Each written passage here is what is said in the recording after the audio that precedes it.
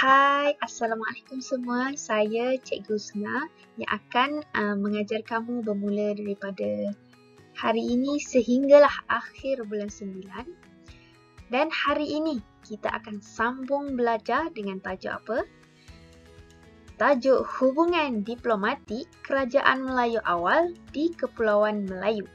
Jadi, untuk meneruskan pembelajaran hari ini, kamu semua boleh buka buku teks muka surat 92 sehingga 94. Jadi, standard pembelajaran kita untuk hari ini adalah 4.1.3 iaitu menjelaskan hubungan diplomatik Kerajaan Melayu Awal di Kepulauan Melayu. Dan juga K4.1.5 menerangkan kepentingan menjalin hubungan diplomatik. Ini gambar yang cikgu tunjuk dalam grup WhatsApp sebentar tadi. Yang mana ia menunjukkan dua orang tengah bersalaman. Satu orang iaitu lelaki yang berkacamata ini melambangkan negara China dan juga negara India. Manakala lelaki yang berambut cerah ini melambangkan kerajaan Kedah Tua, Sriwijaya dan juga Majapahit. Tapi agak-agak awal semua, sebab apa mereka ni bersalaman? Jom kita tengok. Bersalaman melambangkan negara China dan India menjalankan hubungan diplomatik dengan kerajaan Kedah Tua, kerajaan Sriwijaya dan juga kerajaan Majapahit. Apa dia ni?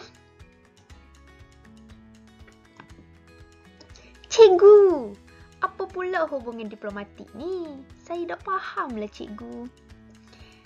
Mari cikgu terangkan apa itu hubungan diplomatik.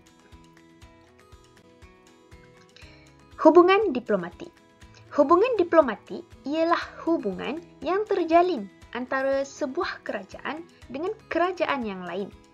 Jadi, kerajaan Melayu awal menjalinkan hubungan diplomatik dengan dua buah kuasa besar pada masa itu, iaitu negara China dan juga negara India. Bersambung dengan kepentingan hubungan diplomatik ni terhadap dua belah pihak iaitu negara China dan juga India dengan kerajaan Melayu awal iaitu Kedah Tua, Sriwijaya dan juga Majapahit. Jadi kita mempunyai tiga aspek hubungan diplomatik yang akan dilihat. Yang mana yang pertama adalah aspek politik dan yang kedua adalah aspek ekonomi dan yang ketiga adalah aspek sosial. Kita akan lihat satu persatu. Jadi, kita teruskan kepada aspek yang pertama iaitu aspek politik. Cikgu, apa politik ni? Saya tak tahu. Politik ni kita boleh kata sebagai satu corak ataupun sistem pemerintahan di sesebuah negara ataupun kerajaan. Jadi, kerajaan Melayu awal ni menjalinkan hubungan diplomatik untuk mendapatkan pengiktirafan. Dengar molek, ni ada kepentingan hubungan diplomatik yang cikgu akan highlightkan. Untuk mendapatkan pengiktirafan. Jadi kerajaan Kedah Tua, Sriwijaya dan juga Majapahit ni dia menjalinkan hubungan diplomatik dengan China dan India untuk mendapatkan pengiktirafan. Sebab apa? Sebab China dengan India ni adalah kuasa yang besar. Jika mereka mendapat pengiktirafan daripada China dan India, maka kerajaan mereka juga akan terkenal dan dikenali oleh kerajaan-kerajaan yang lain. Dan seterusnya, akan menjamin keselamatan bagi mengekalkan kedudukan. Maksud kat sini adalah kerajaan Melayu awal menjalinkan hubungan dengan China dan India juga disebabkan untuk menjamin keselamatan bagi mengekalkan kedudukan, iaitu apabila kerajaan Melayu ni diserang oleh kerajaan-kerajaan luar seperti Siam dan sebagainya, mereka dapat meminta pertolongan daripada negara China dan juga negara India. Seterusnya kita lihat daripada aspek ekonomi pula. Okay, sebagaimana yang kita tahu, aspek ekonomi ni lebih kepada aspek perdagangan ataupun aspek berjual beli yang melibatkan mata wang. Jadi kita lihat, yang pertama, melalui hubungan diplomatik ni, aktiviti ekonomi dapat dikembangkan. Aktiviti ekonomi dapat dikembangkan. Bagaimana aktiviti ekonomi ni dapat dikembangkan melalui jalinan hubungan diplomatik ni? Jom kita tengok yang pertama. Kerajaan Melayu awal, iaitu Kedah Tua, Sriwijaya dan juga Majapahit, memasarkan barang dagangan seperti rempah ratus, biji timah dan emas kepada kerajaan Cina dan India. Kerajaan Melayu ni, dia memberikan ataupun menjualkan barang-barang berharga kerajaan awal ni. Barang-barang yang dikehendaki oleh kerajaan-kerajaan luar seperti rempah ratus, biji timah dan emas kepada kerajaan Cina dan India.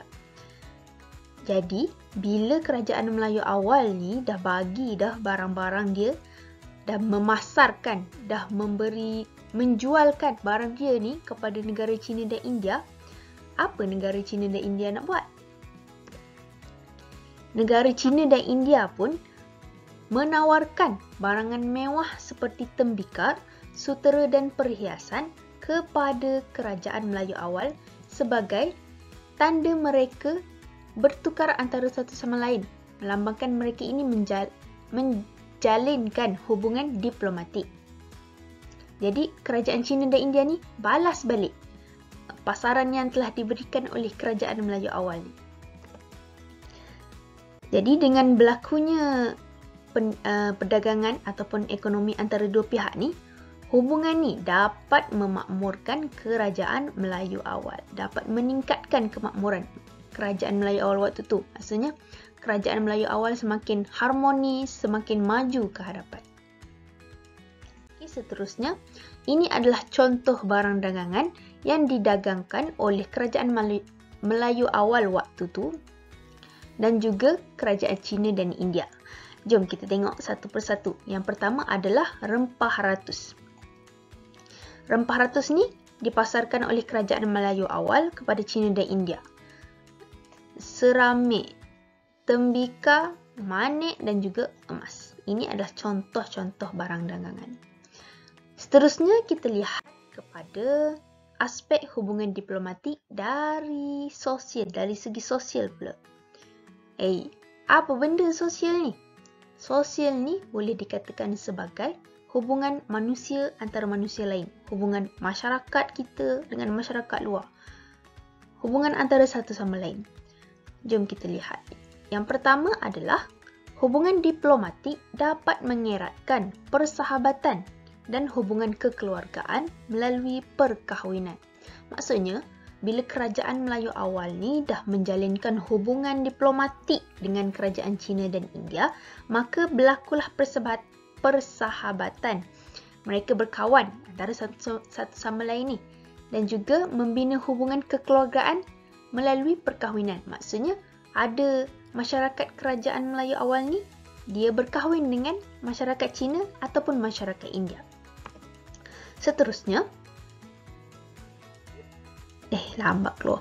Hubungan ini dapat mewujudkan keamanan di Kepulauan Melayu. Ini adalah antara kepentingan hubungan diplomatik kepada kerajaan Melayu awal.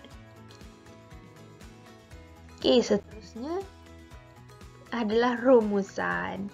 Jadi, melalui pembelajaran topik kali ini, kerajaan Melayu awal yang menjalinkan hubungan diplomatik dengan Cina dan India berjaya mengukuhkan kedudukan politik, iaitu keselamatan, pengiktirafan tadi tu, ekonomi, sistem jual beli mereka, perdagangan, dapat barang daripada luar, barang-barang mewah pula tu, dan juga sosial, iaitu persahabatan dan juga perkahwinan di alam Melayu. Ini adalah contoh ukiran dan juga ukiran yang menunjukkan masyarakat terdahulu menjalinkan hubungan diplomatik antara kedua-dua belah pihak.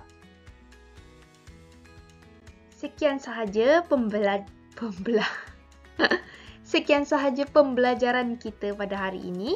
Terima kasih kepada semua murid yang telah memberikan perhatian dan menonton video sehingga habis.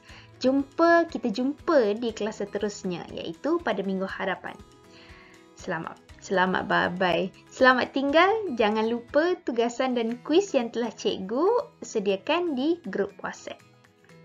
Sekian, Assalamualaikum.